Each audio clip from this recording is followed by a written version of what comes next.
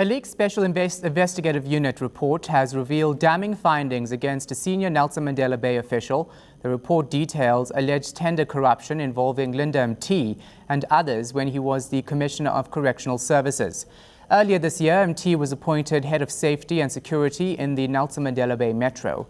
The Democratic Alliance is calling for MT to be charged with corruption and to be fired.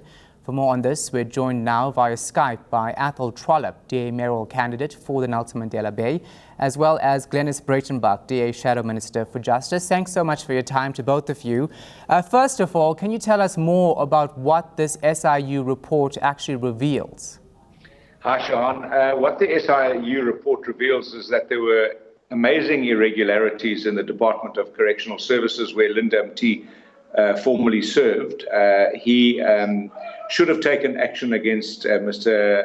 Gillingham, who was then promoted as the CFO of the institution that allowed Mr. MT to make very irregular decisions around awarding of contracts, lucrative contracts to various people, Bosasa amongst others. There are allegations, very serious allegations, that have been outstanding for around 8 years that need to be concluded and prosecuted by the National Prosecuting Authority that haven't been done. The allegations are that he benefited irregularly from the building of a house and possibly even the purchase of a motor vehicle. These allegations are very, very serious allegations. Crime and corruption in South Africa is something that is very, very debilitating with regards to opportunities to create work and to deliver services in this country. And we've seen that Mr. MT has now been appointed by Danny Jordaan, the mayor of Nelson Mandela Bay. I started asking questions to the local MEC for local government and traditional affairs as to whether he'd approved the appointment. He said he hadn't done so because he hadn't received the information about the appointment. It appears that the information was sent by mail through the post office. Now, we all know in South Africa, if you don't want mail to reach its destination, you send it through the post office. And for all intents and purposes, what's happened is that there has been cadre deployment and appointment of pals. Danny Jordaan and Linda MT come a long way since the 2010 World Cup. And Danny Jordaan has appointed him into a position that he doesn't qualify for.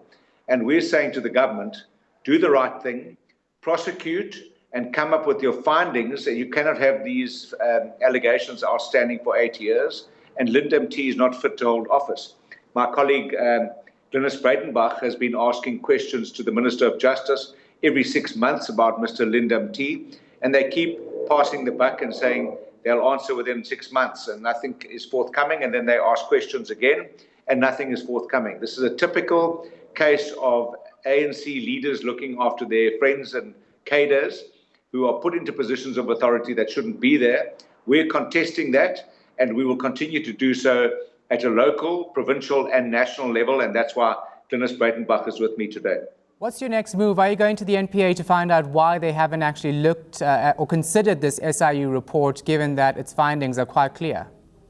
Glynnis Breytenbach and I are undertaking to send the SIU report back to the National Prosecuting Authority in case they've lost it, and to put pressure on Sean Abrams to prosecute this case and to do the necessary.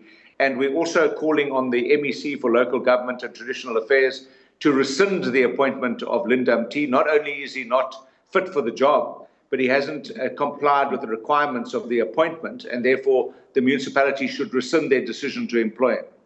Have you spoken to the municipality, to the Nelson Mandela Metro Bay, to the municipality at all about your concerns as yet? Have you spoken to the ANC at all about your concerns, or is this the first time we're hearing about it?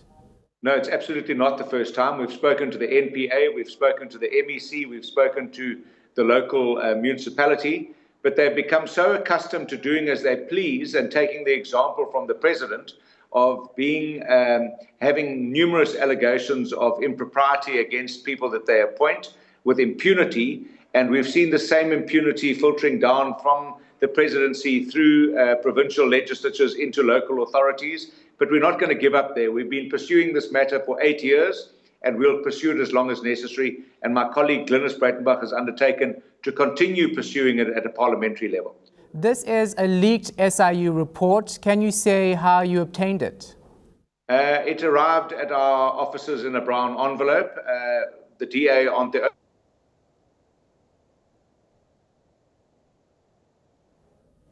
Unfortunately, we want to find that out. We'll try to get an answer to that question a bit later. That was the DA's Athol Trollip, the mayoral candidate for the Nelson Mandela Bay.